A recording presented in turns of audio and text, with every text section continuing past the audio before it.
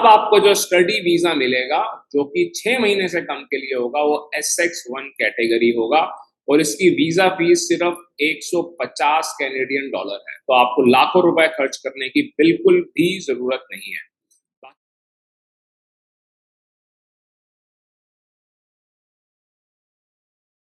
Canada visa को लेकर बहुत सारे एजेंट्स कुछ ऐसी टर्मिनोलॉजीज या नाम यूज करते हैं जिनको यूज करके वो आपसे लाखों रुपए ले लेते हैं और आपसे कहते हैं कि आप कनाडा के परमानेंट रेजिडेंट बन जाएंगे। इसके अंदर सबसे पहले मैं बात करूंगा SX1 वीजा की। इसके अलावा मैं बात करूंगा ओपन वर्क परमिट की, सुपर वीजा की, LMIA, PNP। इन सब के बारे में मैं थोड़ी सी आपको डिटेल दूंगा और ये समझाना चाहूंगा कि आप ये सारे वीजास कैसे अप्लाई करें। सबसे पहले SX1 वीजा। आप ये समझिए कि आप खुद SX1 वीजा कैटेगरी पिक करके अप्लाई नहीं कर सकते। जब आप SX1 वीजा मांग रहे हैं कनाडा से तो आप स्टडी वीजा मांग रहे हैं किसी लैंग्वेज कोर्स के लिए, या तो वो इंग्लिश होगी या फ्रेंच, और उस कोर्स की ड्यूरेशन 6 महीने से कम होगी। तो बहुत सारे लोग कहते हैं कि अगर आपको आइल्स नहीं पास हो पा रहा है या उसमें अच्छे बैंड नहीं आ रहे हैं तो आप SX1 अप्लाई कीजिए। आप खुद कैसे अप्लाई कर सकते हैं? चलिए, आपने मान लिया कि आप खुद नहीं कर सकते हैं, आपने इंग्लिश के किसी ऐसे कोर्स में एडमिशन लिया जिसकी ड्यूरेशन 5 महीने है और अब आपने स्टूडेंट वीजा अप्लाई किया, तो जो काउंसलर आपको वीजा दे रहा है वो SX1 कैटेगरी के अंदर आपको वीजा दे रहा है। पर इसके साथ कंडीशंस क्या हैं? आपको वीजा जरूर मिल जाएगा, आप 6 महीने तक लैंग्वेज कोर्स भी कर पाएंगे, पर आपको वापस ही आना पड़ेगा अगर आप कोई और बड़ा कोर्स इसके बाद नहीं करते हैं। और वो बड़े कोर्स के अंदर एडमिशन आपको तभी मिलेगा जब आपकी इंग्लिश अच्छे से इम्प्रूव हो चुकी होगी।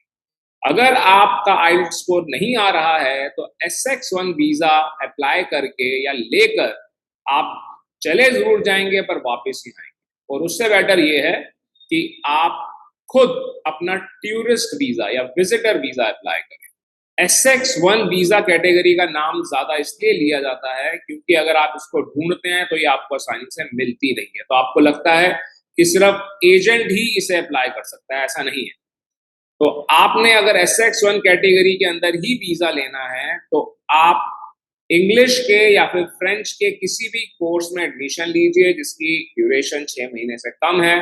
अब आपको जो स्टडी वीजा मिलेगा जो कि 6 महीने से कम के लिए होगा वो SX1 कैटेगरी होगा और इसकी वीजा फीस सिर्फ 150 कैनेडियन डॉलर है। तो आपको लाखों रुपए खर्च करने की बिल्कुल भी जरूरत नहीं है।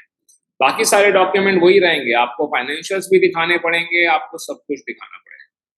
इसी ढंग से बहुत सारे एजेंट हैं जो कहते हैं कि हम आपके किसी एक पार्टनर का स्टूडेंट वीजा लगवा देंगे और दूसरे पार्टनर को ओपन वर्क परमिट मिल जाएगा। तो इसकी भी मैं सच्चाई आपको बताना चाहूंगा कि ओपन वर्क परमिट तभी मिलेगा दूसरे पार्टनर को जब वो क्यूबेक में जा रहे हैं। पहली बात, अगर मान लीजिए क्यूबेक में नहीं जा रहे हैं और किसी जगह पे जा रहे हैं, किसी और टेरिटरी में जा रहे हैं, तो उनको या तो नौकरी मिल चुकी हो उस दूसरे पार्टनर को या फिर दूसरा पार्टनर ने भी कनाडा से कोर्स किया हुआ हो। तो ऐसा पॉसिबल नहीं है कि एक पार्टनर को, एक हस्बैंड को मान लीजिए कि स्टूडेंट वीजा मिल गया, एडमिशन मिल गया, तो दूसरे पार्टनर को ओपन वर्क परमिट मिल जाए बिना क्वालिफिकेशन या बिना आइल्स स्कोर के। वो सिर्फ PR होल्डर्स को मिलता है, उसके लिए भी क्वालिफिकेशन चाहिए है और आइल्स स्कोर चाहिए है। सुपर वीजा क्या होता है? सुपर वीजा पेरेंट्स के लिए और ग्रैंड पेरेंट्स के लिए है, आप लोगों के लिए नहीं है जो खुद पहली बार अप्लाई करना चाह रहे हैं। तो ये वही लोग अप्लाई करें और अपने पेरेंट्स और ग्रैंड पेरेंट्स के लिए करें जो पहले से स्टेब्लिश्ड हैं कनाडा के अंदर। LMIA के लोग 40 लाख, 30 लाख, 20 लाख रुपए मांगते हैं। अगर आपको रियल जेन्युइन LMIA मिलेगी तो वो फ्री ऑफ कॉस्ट होगी और आपको जॉब के साथ वर्क परमिट भी मिलेगा और आपकी सैलरी कम से कम 2700 कैनेडियन डॉलर होगी। तो मैं आपको यही समझाना चाहता हूं कि अगर आपका ख्वाब कनाडा जाना है तो आप वीजा अपना खुद अप्लाई करें, किसी भी एजेंट के पीछे ना भागें। आप कुछ हजारों में कनाडा का वीजा ले सकते हैं। अगर सिर्फ 6 महीने के लिए ही आपने जाना है तो विजिटर वीजा आप ले सकते हैं। अभी फिलहाल अगर आपसे कोई कहता है कि मैं आपका कनाडा का टूरिस्ट वीजा लगवाऊंगा, तो टूरिस्ट वीजा ओपन नहीं है। विजिटर के अंदर कैटेगरी होती है टूरिस्ट वीजा की, तो टूरिज्म के बेसिस पे आपको वीजा नहीं दे रहे हैं। विजिटर वीजा आपको मिल रहा है आपके रिश्तेदारों से मिलने के लिए या अपने फ्रेंड्स वगैरह से मिलने के लिए।